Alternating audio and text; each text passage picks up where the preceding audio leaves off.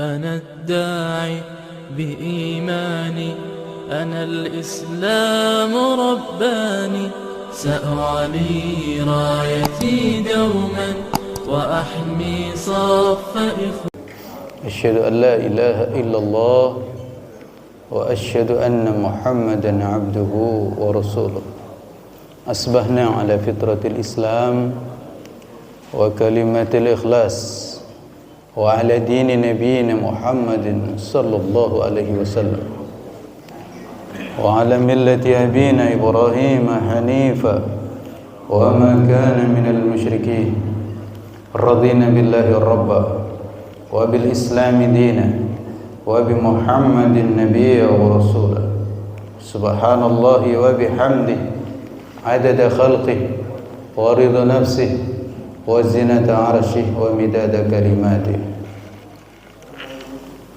وعن أبي برزة الأسلمي رضي الله عنه قال كان رسول الله صلى الله عليه وسلم يصلي العصر ثم يرجع أحدنا إلى رحله في الأقصى المدينة والشمس حية. Dari Abu Barzah Al-Aslami radhiyallahu an, dia berkata, kana Rasulullah sallallahu alaihi wasallam, adalah Rasulullah sallam selalu yusolli salat al-asra, salat asar. Thumma yarji'u ahaduna, kemudian kembali pulang salah seorang di antara kami ila rahlihi, kepada tempatnya, ke rumahnya, fi aqsal Madinah, di ujung kota Madinah, wasyamsu hayyatun, dan matahari masih terang. Wa kana yastahibbu ay yuakhkhira min al-isya, dan Rasulullah SAW itu suka mengakhirkan salat isya. Wa kana yakrahu an-nauma qablaha, dan Nabi itu enggak suka tidur sebelum salat isya. Wal haditha ba'daha, dan enggak suka juga berbicara setelah salat isya. Enggak suka ada pertemuan setelah salat isya. Setelah salat isya biasanya Nabi langsung tidur. Sebelum salat isya enggak tidur. Kalau sebelum salat isya setelah maghrib itu tidur, itu bisa kebablasan. Dan tidur setelah maghrib itu berat. Orang itu kalau tidur itu kan biasanya setelah bangun itu ringan, tapi kalau tidur setelah maghrib itu berat.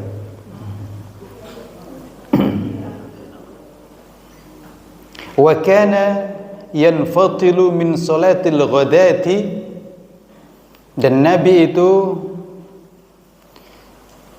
suka segera salat subuh, hina ya'rifur rajulu jalisahu, ketika seseorang bisa mengenali kawan di sampingnya. Jadi salat subuh itu ya bisa mengenali kawan di sampingnya. Dulu nggak ada lampu, jangan dibayangkan kayak sekarang. Jam 1 malam juga kenal juga siapa kawannya. Gitu. Dulu masjid itu tidak ada lampunya.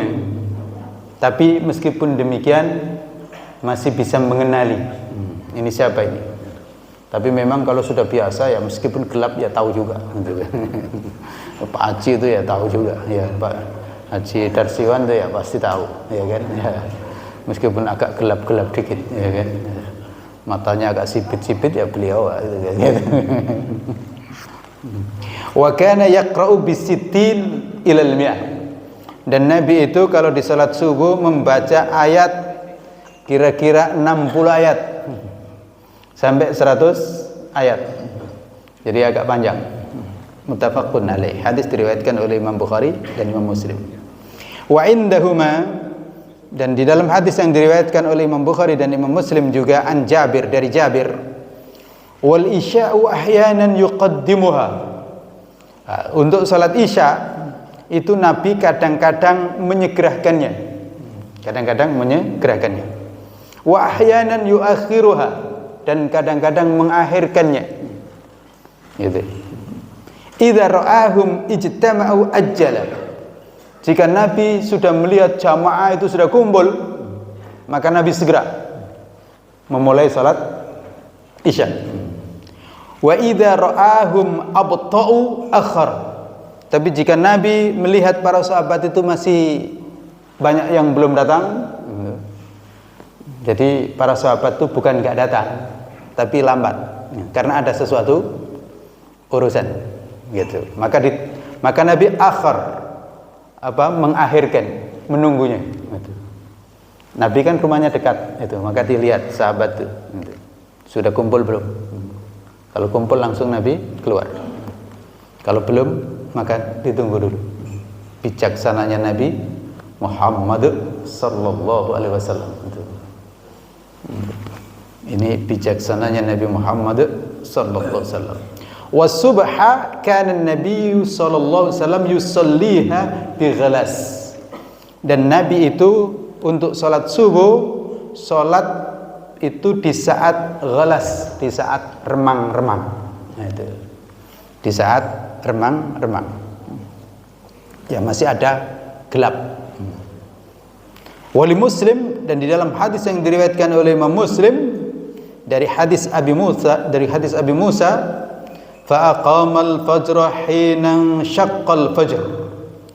Nabi itu melaksanakan salat fajar ketika fajar betul-betul telah terbit. Fajar itu nampak. Ya memang di sana nampak dengan jelas ya. Kalau di kita ya, kalau kita mau lihat ke tempat yang lapang ya nampak juga gitu. Kalau di sana kan tempat itu nggak begitu ada pohonan, apalagi saat itu ya nampak. Saya dulu ketika di kampung ya jelas melihat fajar itu jelas. Yang disebut dengan fajar as-shadiq. Jadi fajar yang bersifat horizontal. Ada sebelum itu fajar bersifat vertikal. Itu yang disebut fajar kadhib. Itu belum masuk. Wan nasu yakadu ya'rifu ba'duhum ba'dha. Dan orang-orang hampir bisa mengenali sebagian yang satu dengan yang lainnya. Yang namanya remang-remang. Kalau gelap nggak tahu gitu. Kalau gelap betul ya gelap gitu. Nggak ada lampu, nggak ada rembulan, ya gelap. Itu nggak kenal. Tapi subuh sudah hampir bisa mengenali. Oh ini Pak Tamran ya gitu. Tapi masih nanya kira-kira. Nggak langsung terang gitu. Nah, Bapak, Ibu, dan saudara-saudara sekalian, dari hadis tadi bisa kita ambil pelajaran. Yang pertama, istihbabu ta'jili salatil asri fi awwali waktiha. Disunnahkan menyegerakan salat asar.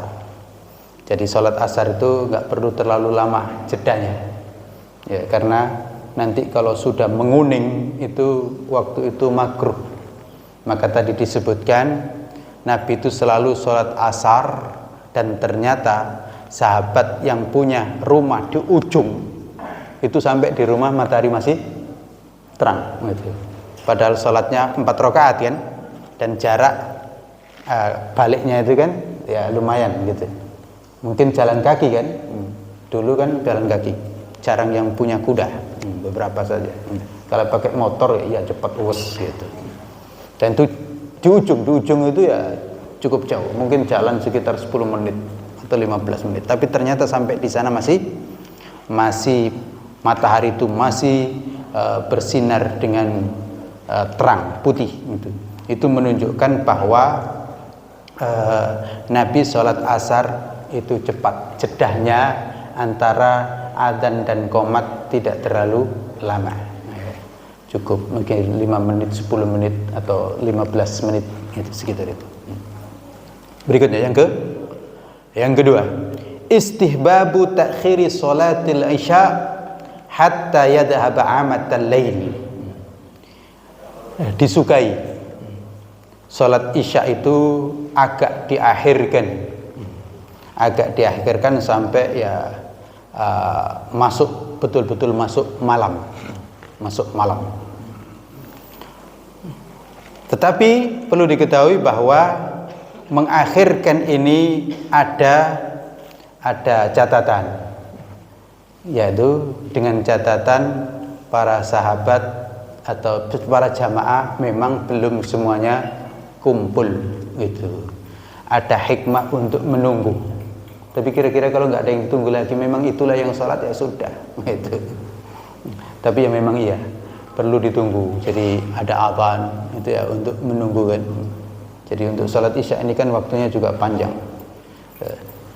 Jadi disunnahkan untuk sholat isya itu agak ada jeda, agak malam dikit nggak apa-apa. Termasuk kalau ada kepentingan, gitu. Ada kepentingan ya menyelesaikan persoalan, ya nggak apa-apa.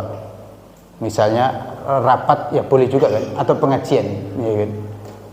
Adzan berhenti. Setelah itu dilanjutkan sebentar. Ya, semuanya sepakat begitu, ya nggak apa-apa itu. Saya dulu pernah mengikuti kajian seperti itu, ya sampai baru jam 10 mungkin baru sholat. Ya semua begitu, dan kajiannya memang sangat penting. Dan memang waktunya kajian itu kalau maghrib sampai isya saja itu kan pendek. Dan kajiannya ini luar biasa, sangat penting. Maka pas azan berhenti, tapi kemudian setelah azan lanjut kajian itu. Karena itu yang lebih utama. Sebagaimana nanti yang kita ketahui bahwa setelah sholat isya itu sunnahnya udah selesai. Gitu. Berikutnya,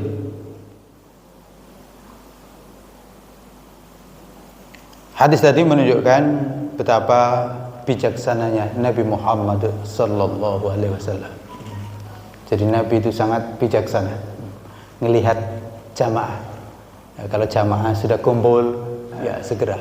Ya kalau sudah kumpul lalu kemudian nggak ada sesuatu kok kemudian lama-lama itu kan nggak enak juga kan. Gitu. Pasti teriak kan ibu-ibu, ini mana Pak Imam, nggak keluar-keluar. Gitu. Tapi kalau belum kumpul, khususnya kalau di siang kok ada kegiatan, lalu Nabi itu tahu ini ada sesuatu, maka ditunggu. Dan ini juga menunjukkan Nabi itu sangat tahu kondisi masyarakat. Dan itulah pemimpin. Pemimpin itu melihat kondisi jamaah, nggak melihat dirinya sendiri. Itu pemimpin, melihat kondisi jamaah. Bagaimana kondisi jamaah ini?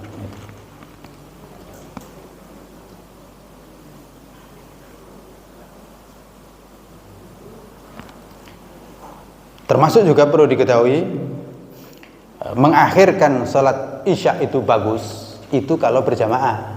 Itu. Tapi kalau laki-laki punya pandangan, biarlah nanti saya sholat akhir-akhir saja di rumah, itu nggak benar. Itu. Jadi mengakhirkan sholat isya itu bagus dengan catatan berjamaah di masjid. Memang dengan imamnya begitu. Itu. Imamnya begitu. Dan sekaligus juga hadis itu menunjukkan jamaah itu ya sabar juga nunggu imam, nunggu Nabi. Jadi ketika imam belum datang ya ditunggu. Apalagi tahu imam itu ada. Kecuali kalau imam memang tidak ada, kecuali kalau Nabi sedang pergi perang misalnya, ya nggak ditunggu. Karena kan tahu Nabi memang nggak ada. Tapi kalau Nabi ada, jamaah wajib menunggu. Nabi juga nunggu, jamaah juga nunggu. Gitu. Jadi ada pengertian, jangan main selonong saja. Gitu. Udah tinggal saja Pak Imam. Gitu. Itu begitu itu supir angkot. Kalau pesawat enggak dia. Pesawat itu pilot nunggu jamaah. Atau juga kalau sudah ini ya enggak ditunggu jamaah. Gitu. Pilot sudah naik ya udah dipanggil-panggil nggak datang, tinggal.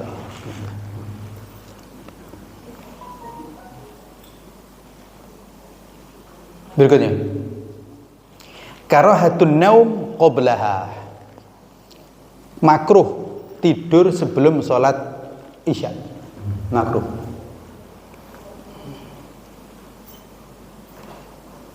Di sini disebutkan di alla yastaghriqun naim, supaya tidak tidur kenyenyaan. Biasanya kalau tidur setelah maghrib itu ya terlalu nyenyak, lalu kemudian tidur bangunnya itu rasa ini sudah subuh atau sudah isya gitu. Dan kemudian jadinya terlambat nanti sholat isya. Tapi kalau sambil ngantuk-ngantuk di masjid nggak apa-apa, karena ada sahabat itu ngantuk-ngantuk nunggu Nabi. Jadi setelah sholat maghrib itu ngantuk-ngantuk nunggu sholat isya. Ngantuk, bukan berbaring gitu. Duduk, tetap duduk. Kalau berbaring ya tidur. Di Mekah, di Madinah biasa memang ada yang berbaring, ya nggak apa-apa, tidur-tiduran gitu. Bukan tidur beneran. Berikutnya, karahatul hadis ba'daha, makruh berbicara, makruh pertemuan setelah sholat isya, makruh. Kecuali ya betul-betul penting, ya nggak apa-apa, rapat kan memang penting kan, dan nggak tiap hari. Tapi diupayakan sebenarnya ya tidak setelah sholat isya. Tapi karena waktunya hanya itu ya apa boleh buat, nggak apa-apa, dibolehkan. Tapi kalau tidak begitu penting nggak usah. Untuk para pelajar ya nggak apa-apa, bicara atau diskusi atau ya belajar. Kalau dalam rangka belajar nggak apa-apa. Tapi kalau dalam rangkanya bicara-bicara yang nggak begitu penting nggak perlu. Begadang setelah sholat isya, padahal itu nggak penting, apalagi main gaple, apalagi hanya nyanyi saja, ya nggak penting gitu. Berikutnya, istihbabu ta'jili sholati subuh, disunnahkan menyegerakan sholat subuh.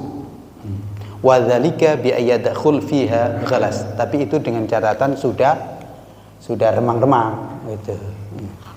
Jadi memang ya setelah sholat subuh kalau sesuai itu ya antara azan dan qomat itu ya cukup ada sholat sunnah, cukup ada sholat sunnah.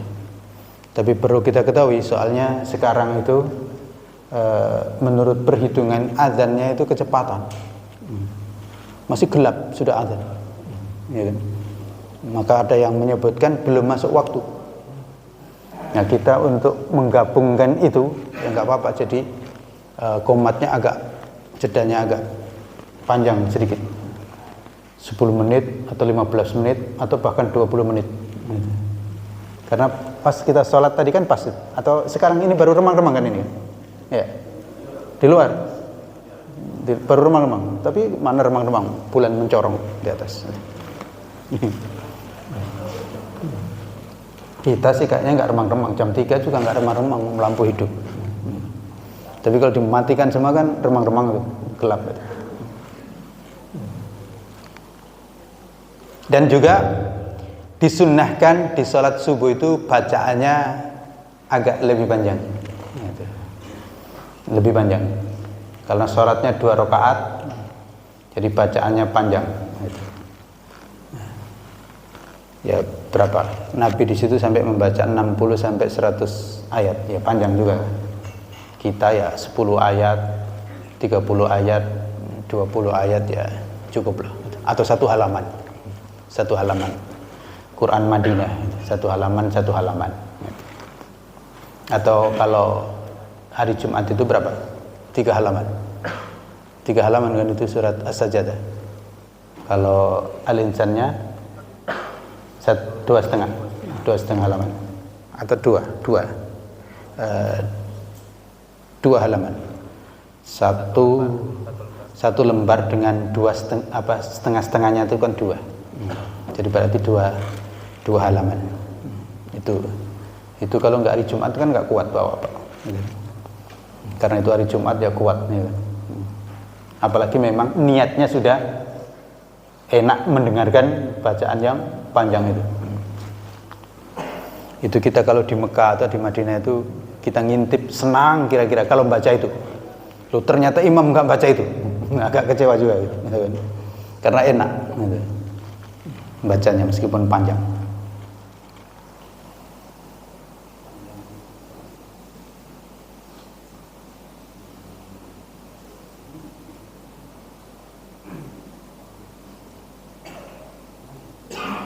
Ya. Hadis tadi menunjukkan kita tahu gambaran masjid di zaman Nabi Muhammad sallallahu alaihi wasallam. Halatul masajid zaman an-nubuwah min adamil idha'ah. Keadaan masjid di zaman Nabi, enggak ada lampu. Enggak ada lampu. Wa basatatul mabna, dan sederhana bangunannya. Walakinnaha munawwaratun bil iman wassalah wal ibadah. Tapi terang, bercahaya dengan iman, salat dan ibadah. Jadi di zaman Nabi itu masjid itu sederhana, gelap dalam pandangan mata kepala, tapi masjid itu bercahaya dalam pandangan mata hati. Iman, salat dan ibadah. Ya masjid saat itu sederhana, nggak ada lampu, tapi jamaah itu luar biasa. Dari ujung Madinah datang, nyaris tidak ada yang terlambat. Sampai itulah Abdullah ibnu Ummi Maktum yang buta pun datang, dan bahkan kemudian menjadi muadzin. Muadzin. Saya di mana-mana sudah sampaikan. Saya kira di sini boleh dilakukan. Adalah yang punya apa? Mau mendapatkan pahala ya. Cari ganjaran. Yang mau azan sebelum subuh. Siapa kira-kira? Ada yang jawab? Yang mau? Ya. Dapat ganjaran. Ya. Menggantikan Bilal. Kenapa begitu? Karena subuh itu dahsyat. Subuh itu luar biasa. Beda dengan zuhur, beda dengan asar. Maka adzannya untuk yang 4 waktu itu cukup 1. Tapi untuk subuh adzannya itu 2 kali. Sebelum salat subuh, sebelum masuk waktu. Silakanlah adzan jam 4 atau jam 4:30. Ya. Iya, itu adzannya Bilal. Itu di zaman Nabi begitu, dan sampai sekarang di Makkah dan di Madinah melakukan itu. Kenapa kita nggak mau melakukan? Padahal kita bunyikan tip itu, ya kan? Kita bisa bunyikan tip, bisa bunyikan itu, tapi kenapa kita nggak ada yang bisa untuk azan? Gimana Pak Haji? Ada nggak yang mau mengambil bagian ini? Nah, jelas jelas bapak-bapak, jangan ibu-ibu. Tapi hati-hati nanti kalau bapak-bapak nggak ada, ibu-ibu yang ada. Iya kan? Gimana? Masa ibu-ibu yang ada? Jam 3:30 atau jam 4 azan. Nah, saya melihat di Aceh, di Medan banyak yang melakukan. Banyak yang melakukan. Di Aceh, di Medan banyak. Di Jakarta sebagian sudah. Kami dulu di Jakarta ya kami melakukannya di Condet, apa di Ciliwung. Gimana, siapa ini yang mau adzan subuh, sebelum subuh? Sehingga kita tahu, kita siap. Dengar adzan itu kan kita menyemangati, siap gitu. Makanya di Makkah, di Madinah itu fresh, karena ada adzan itu 1 jam sebelum subuh. Satu jam sebelum subuh. Kalau di sana 1 jam, pas 1 jam. Sehingga kalau kita sampai di Madinah atau sampai di Masjid Nabawi itu adzan, itu kita salat tahajud masih bisa 11 rakaat. Nunggu subuh. Oh enak itu. Gimana? Siapa ini? Hah? Ikhwam. Ikhwam kadang di pondok. Ya boleh juga. Hah? Dibuka. Gimana? Katanya 24 jam. Ini buka. Ayo. Siapa? Faisal. Mana Faisal? Faisal kan nggak azan lagi. Faisal azan. Gimana? Siap? Nah, siap.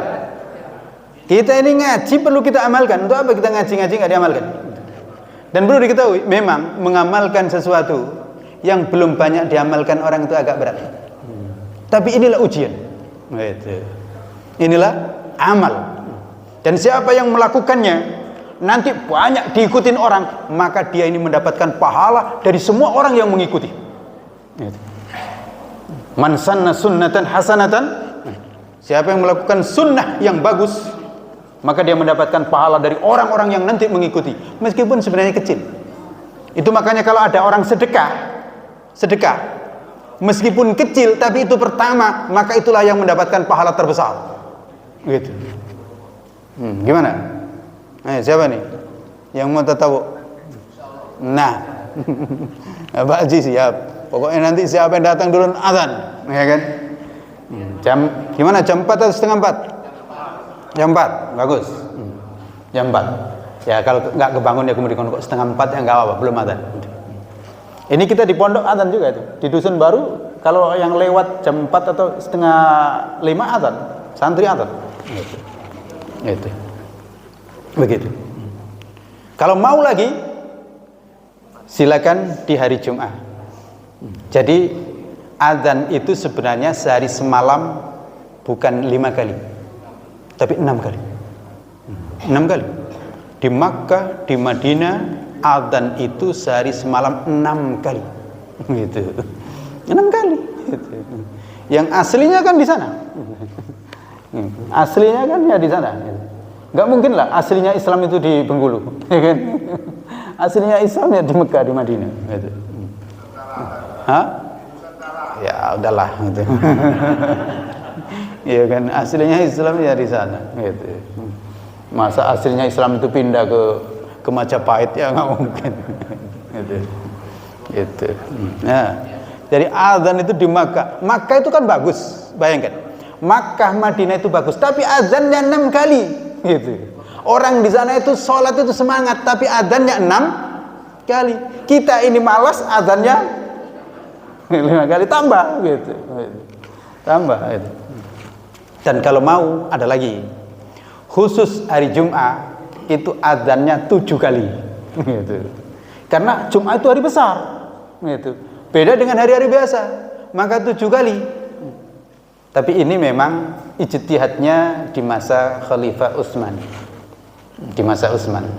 Mungkin beliau berpandangan mengkiaskan dengan subuh. Subuh itu hebat, maka adzannya 2 kali. Nah, mungkin dalam pikiran beliau Jumat itu juga hebat, maka adzannya perlu ditambah. Jumat itu kan hebat. Salat Jumat itu nggak sama dengan salat zuhur. Gitu. Orang yang datang pertama kali ke masjid sholat Jumat itu seperti korban onta, ya kan gitu.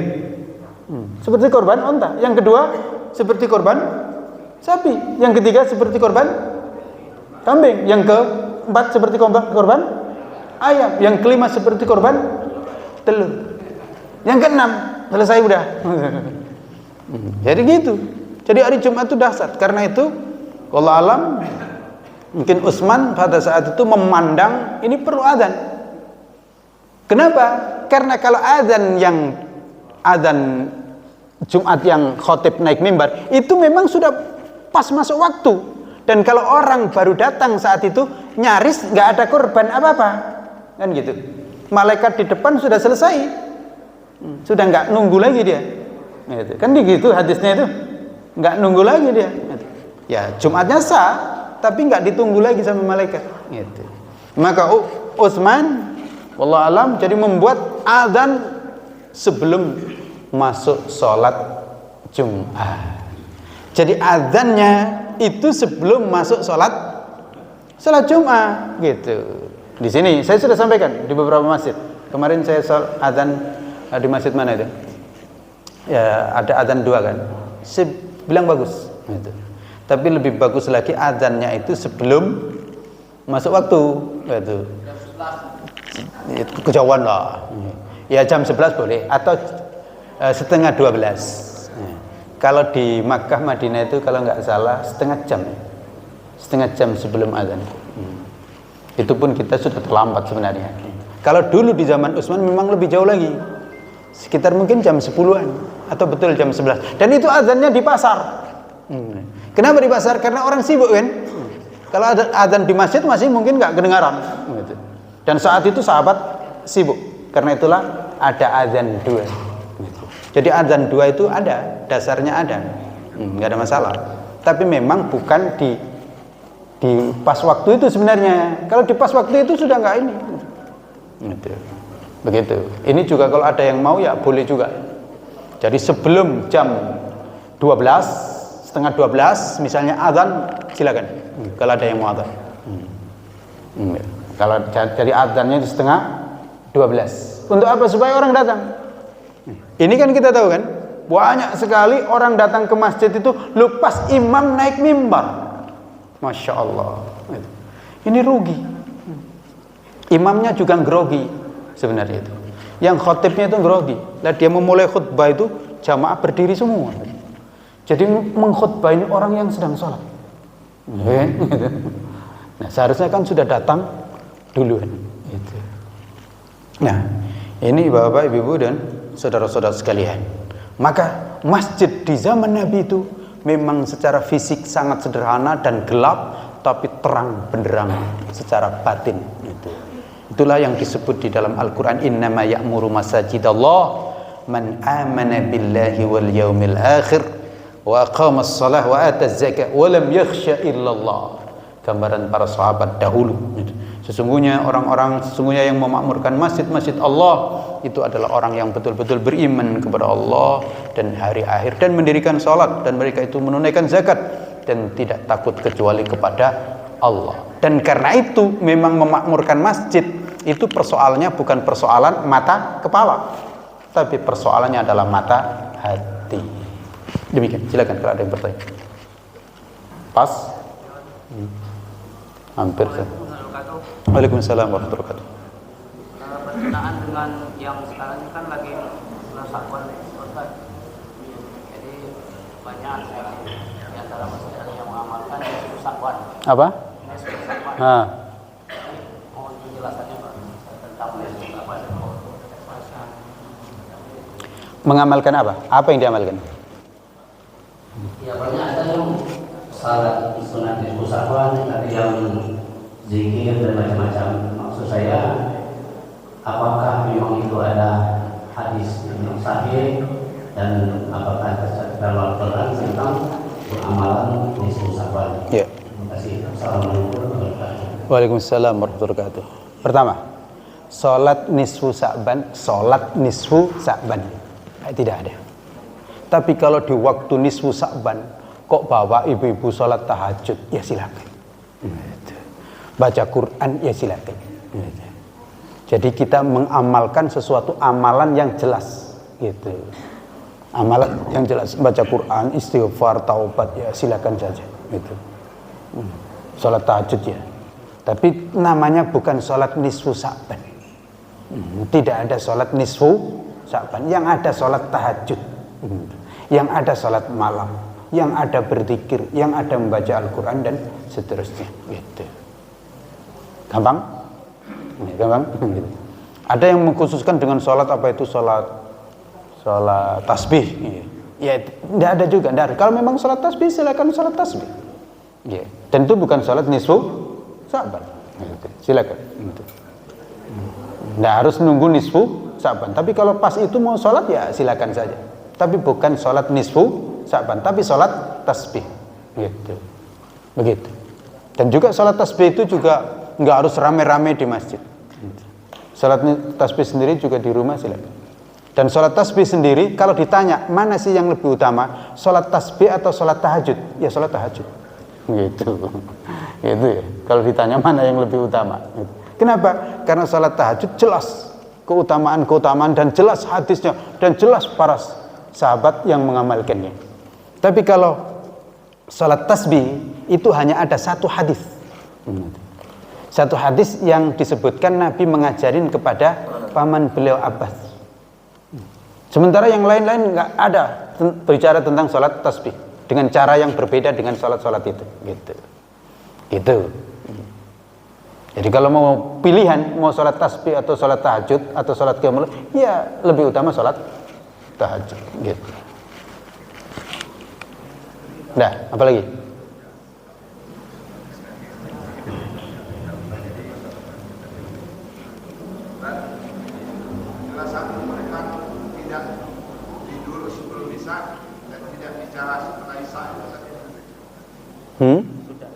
Iya. Bicara setelah Isya.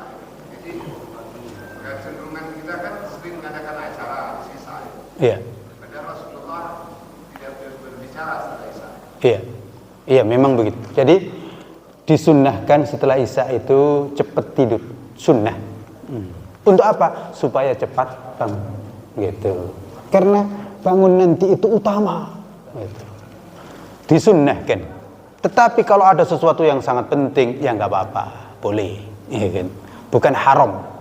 Apalagi ada kepentingan yang sangat penting, termasuk belajar belajar, ya kan, belajar dengan kawan, belajar atau menerima ilmu, mendapatkan ini, mendengarkan ilmu, ya nggak apa-apa. Tapi hendaknya tidak menjadi kebiasaan secara umum untuk orang-orang tertentu saja. Gitu. Maksudnya di sini sebenarnya janganlah ngobrol yang tidak ada gunanya setelah sholat Isya. Gitu. Jangan ngobrol yang tidak ada guna. Janganlah main song, main gaple, main itu. Tapi kalau baca Quran, kok kemudian ada pengajian yang penting, ya silakan. Gitu. Gitu. Nah, demikian. Assalamualaikum warahmatullahi wabarakatuh. Waalaikumsalam warahmatullahi wabarakatuh. Saya terutama sering melihat masing-masing kebiasaan masyarakat kita ini. Habis sholat pas salam ini tangannya balik kiri, balik kanan. Salam begini, salam begini. Nah, kedua itu setelah sholat resmi itu dia sujud. Apakah ini ada petunjuk dari Nabi? Terima kasih. Assalamualaikum warahmatullahi wabarakatuh. Waalaikumsalam warahmatullahi wabarakatuh. Tangan balik kanan, balik kiri, tidak ada kaitan dengan sholat.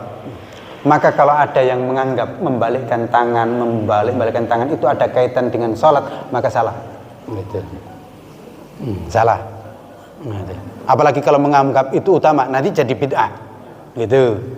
Tapi kalau itu nggak tahu lah kebiasaan bagaimana, gitu, ya mudah-mudahan diampuni. Gitu.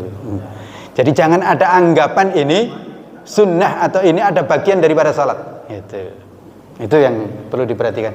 Sesuatu yang tidak ada kaitan dengan salat jangan dianggap. Gitu. Jangan dianggap ini ada kaitan dengan salat. Termasuk apa tadi yang satu? Sujud. Iya. Kalau memang mau sujud ya sujudlah, nggak apa-apa. Tapi jangan dianggap ini sebagai bagian daripada salat tadi. Gitu. Dan harus begini. Gitu. Anggap saja ini pilihan saya sendiri, saya setelah sholat ingin sujud, ya nggak apa-apa, ya kan? Karena sujud itu boleh, sujud kan boleh kan? Kita sujud itu boleh, gitu. Kapan saja kita sujud itu boleh, gitu. Kapan saja, tapi nggak ada kaitan dengan sholat, nggak harus. Gitu. Jadi sujud itu memang boleh, ada sujud syukur, ada sujud sajadah, dan intinya diantara sujud syukur. Nggak apa-apa, silakan sujud. Dan termasuk juga kita berdoa kita sujud untuk berdoa kepada Allah, ya silakan juga, nggak apa-apa, boleh. Tapi tidak ada kaitan dengan salat. Termasuk juga jabat tangan ini, merempetnya kan. Jabat tangan boleh, tapi tidak ada kaitan dengan salat, gitu loh. Yang salah itu kalau dipersepsikan setelah salam itu harus atau ada kaitan dengan salat. Nah, ini yang nggak benar. Tapi kalau tiba-tiba mau jabat tangan, ingin jabat tangan karena baru niat nengok dia, ya nggak apa-apa, ya kan? Tadi belum sempat jabat tangan pas sebelum sholat tadi, setelah sholat kok baru ketemu misalnya, baru sadar, ya jabat tangan nggak apa-apa. Tapi sarannya tunda. Saran saya tunda. Kenapa? Setelah sholat itu orang sibuk istighfar. Setelah sholat itu sunnahnya kita sibuk istighfar. Astagfirullah. Jangan ganggu orang istighfar. Nah, itu. Saya pernah ditolak juga. Itu. Seorang ustadz. Jadi jangan ganggu gitu mari. Entarlah, tundalah. Kalau memang ingin jabat tangan dengan saya, tunda nanti saya selesai. Gitu kira-kira. Etikanya begitu. Saya ngajarin sebagian santri juga begitu. Mau jabatan entar.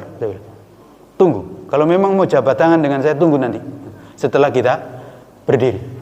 Sekarang kita sedang istighfar, tangan nyari-nyari lagi, dan itu nggak ada kaitan. Jabat tangan itu bagus ketika kita baru bertemu, bukan ketika kita selesai sholat, gitu. Sama seperti Ustaz. Nah. Biasanya masjid sering kita temui. Habis sholat, baca selawat, keliling-keliling, salaman sama imam dan di mana? Ada petunjuk Nabi? Ya nggak ada. Itu kemauan pengurus masjid aja, gitu ya. Ya silakan aja. Ya. Saya kira mudah-mudahan tidak sampai bid'ah, kecuali kalau nganggap itu sebagai kewajiban dan itu sebagai sesuatu yang terbaik, gitu. Nah, itu dan itu dianggap sebagai bagian daripada sholat tadi, ya jadi bid'ah nanti, gitu. Tapi kalau itu dianggap sebagai sebuah kebiasaan biasa saja, mau silakan, enggak silakan, ya mudah-mudahan enggak sampai bid'ah, karena yang diucapkannya kan sholawat, itu.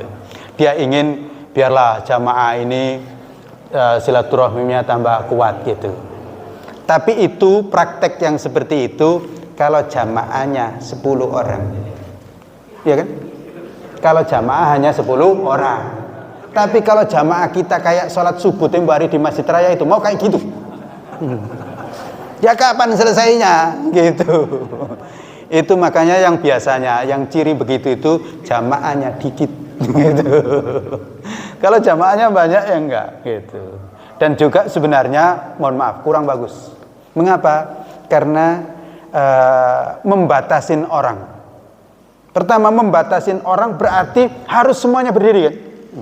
Padahal orang punya kepentingan lain. Saya pikir saya belum selesai, misalnya, ya kan?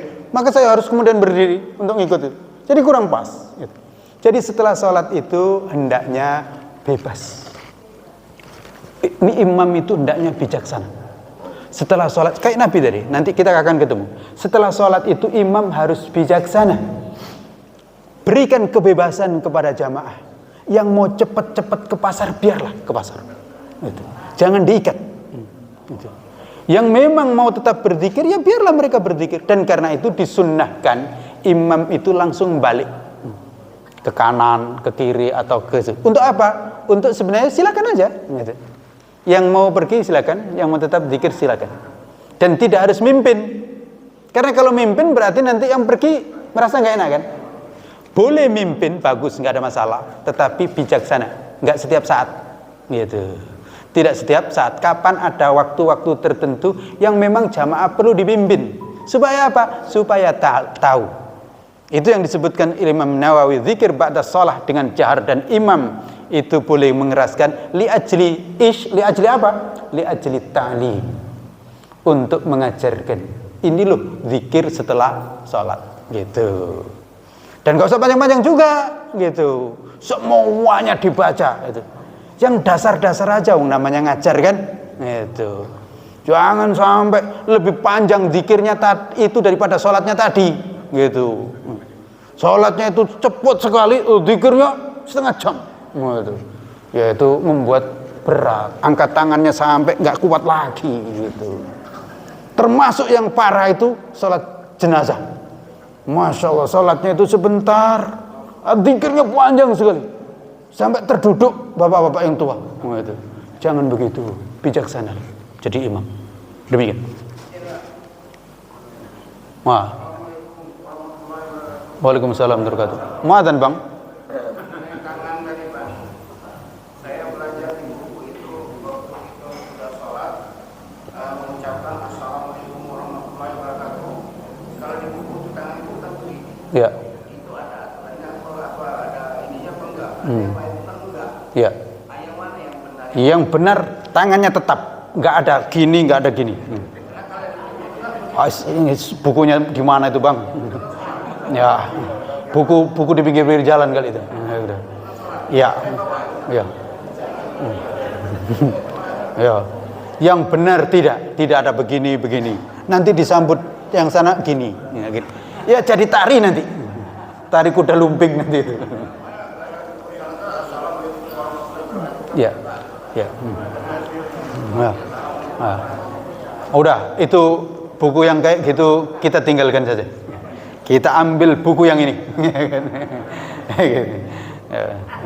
Saya belum tahu itu ada buku itu. Ya, yang memang prakteknya iya, tapi itu tidak ada.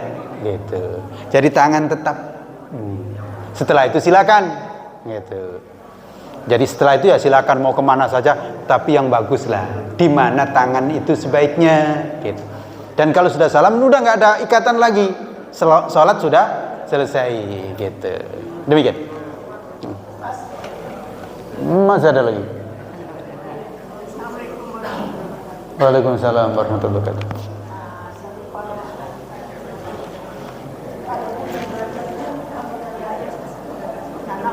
Gimana?